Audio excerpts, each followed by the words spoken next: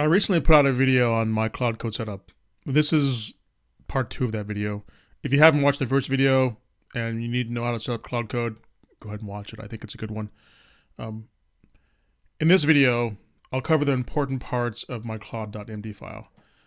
Between the two videos, when you get done watching this video, you'll have everything you need to build anything you want with Claude Code. Hello, I'm Chuck. I'm an engineer with a background in software engineering. I use Claude Code daily. I've spent a lot of time refining my claude.md file. And so in this video, I'm going to share with you the most important instructions that I have in my claude.md file. Let's get started. We'll just start right out of the gate here. Let me share my screen. The first one here is honest opposition. And what honest opposition is, well, let me just define the problem. The problem is sometimes AI is more about pleasing the user or getting to completion of resolving the question than actually providing the best answer. Or if it does have some opposition, it might suppress it and just move forward with completing the task. And so what this rule here does is tells the LM, if you disagree, it doesn't matter how much, raise it to the user. The next one is branch isolation. And so I covered this a bit in my Claude Code video, but I'll just rehash what happened was when I first started using Claude Code, I had 2 agents open and I was having to do work. I thought the work was isolated. It wasn't. And so Claude Code started overriding each other's files. And what ultimately happened was both Claude Code agents completed their tasks and said, look, we're done. But then when I looked at the files, they were all half implemented because each agent had stepped on each other's work. So this instruction or directive tells Claude Code, don't make any changes unless you are in a branch and it's isolated from the other main branch. It should create a work tree and do all that work in a work tree, and then ideally delete the work tree after it's been pushed to GitHub or wherever your source control is. I did find a small problem with that, and we'll cover that here next. So some of these tasks, like what constitutes a task, really isn't that big of a deal. You can read it. I'm going to put a link in the description of this file. So workflows. So Claude Code did follow the branch isolation instructions.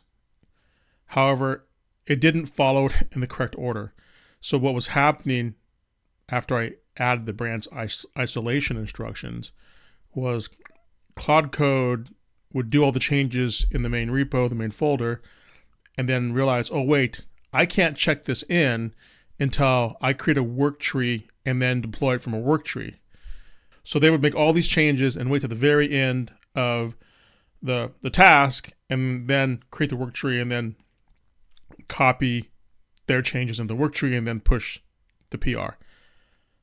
I mean, technically that's following instructions, but not really what I wanted. And so I had to add this workflow step in here to say, no, before you do any work, you've got to get the latest from dev, which is the development branch, and GitHub or wherever your source control is, and then create a work tree and then make the changes. Next one is architecture and design. What I've found, and I'm going to do another video on this, on like code quality, how do you keep your agent on track, how do you create an application that doesn't go off the rails because of poor code quality or large files or bugs. I'll get more into that in another video. But this is kind of like a precursor to that. But what I did in my Claude Code is I specify what architecture I want, and I specify the designs. So if we look at this rule here, I'm saying use domain-driven design. So if you're not familiar with domain-driven design, it's a paradigm on how to structure applications, folder structures, and also the language used in how software is crafted in the files. So there's specific patterns that you apply. And I think that's the key, because when an agent opens a file or opens a project and it knows this project is a domain-driven design project, not all domain-driven design projects are laid out exactly the same, but it knows, like, when it finds a domain folder, what that domain folder means and what's inside of it. It knows what services are, at least in the context of domain-driven design. You front-load knowledge about the application before the agent even starts investigating or working with the code. Other things I added here: Solid. If you're not familiar with Solid, it's a list of 5 different practices in coding. It just facilitates higher quality code. Do I have it here? Yeah, it talks about like repository patterns, orchestrations, domain services. These are all domain services, database, repository, layer. These are all domain-driven design concepts. And so if you tell your agent, look, this is the architecture I want, these are the coding strategies I want, and these are all well-known patterns, the agent starts from a base of not 0, but, I don't know, 1 out of 100, maybe at 20. Tracer bullets. This one I recently added. I think it's a good one.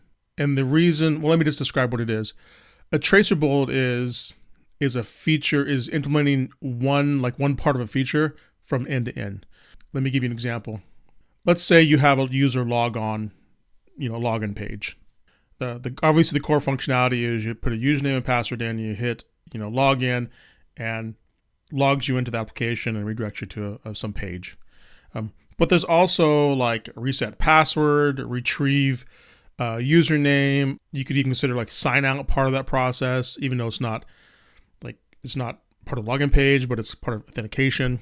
Before, what was happening was Claude Code would do the whole thing at once. Like, it would do the page, it would do all the button, all the sign in, sign outs, the retrieving the username and resetting the password all in one go before it tested anything, before it actually did end-to-end code. And what the tracer bullet does, it says, no, you don't do it that way. You do one function at a time from top to bottom, meaning you would do just the sign-in piece.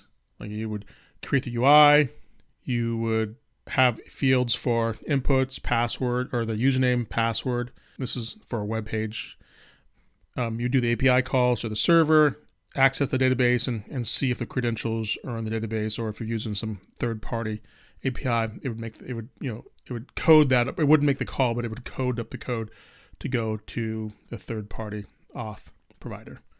So a tracer bullet it's just one small piece of the functionality, but end to end. That's the key. It's small and it's end to end. And what that does is that gives agent visibility into different layers and the complexity as it traverses to getting the code done. And why this matters, an agent might do differently, but some agents would maybe code up the whole UI and then code up the whole server-side layer and then the whole database access layer. And so you would have, like, say, horizontal layers that you would code up first. You might get down to the database layer and realize that what you're trying to do doesn't work how you think it does. And all the work you did above it has to be thrown away and redone again. And so what the tracer bullet does is says, no, we're going to do a vertical feature or a vertical implementation going through all the layers. And once you get through all the layers, you run into all the problems you would run into. And it validates that your idea is correct at a small scale.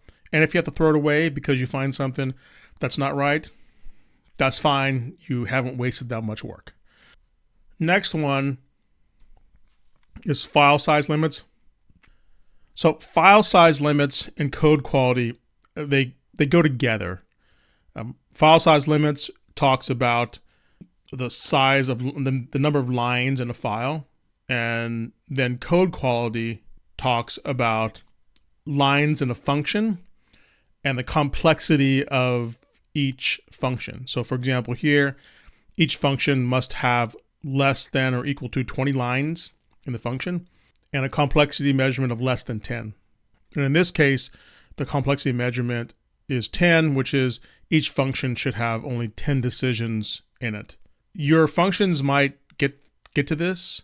If you do, the build's going to break and you need to refactor them so that they meet these numbers. One way to keep your code quality health in check.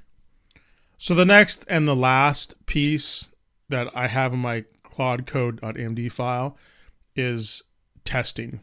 On a side note, as an engineer, testing was one of the hardest things to do, but AI has made that really easy. And really, I don't see any reason why you don't have testing in your application, because you don't have to do it. You just tell AI to do it. Now, you could make the argument that maybe AI isn't at the best at testing, and you'd probably have a good point there. But some testing is better than no testing. So this step gives AI instructions on how to test. It talks about the first principles, meaning, what's the base assumptions. It talks about how you structure your test, your target test coverage. In my previous video, there are a bunch of skills that I use called superpowers. And in there, it talks about TDD, test-driven development, which means testing before the code is written. Keeps the test or the code healthy. And this is just adds on to that direction of, look, you're going to write code. We need the tested code to see it works how we expect it to work. Because sometimes code, it'll look written correctly. Reading through it, you go, that's what it's supposed to do. When you actually run the code, for whatever reason, it doesn't work. With the test in place, it doesn't catch it all the time, but that'll catch a lot of the cases that otherwise would go missed and surface like after deployment or something. Those are the main sections I have in my Claude Code. Just to review, first one, there's honest opposition, branch isolation, and then the workflow or instruction, architecture and design, tracer bullets, and then the two file size limits and code quality. And then to wrap it up, we have testing. These all come together and allow me to build fairly robust applications. There's a link to my full claude.md file in the description. I hope this was helpful. If it was, hit the like button. It genuinely helps more people find my work and my videos. And if you're new here, consider subscribing. I'm putting out more videos on coding and AI. Look out for them. If you have any comments or questions, leave them below. You can also connect with me on the socials. The links are in the description below. Thanks for watching. Stay curious and keep learning.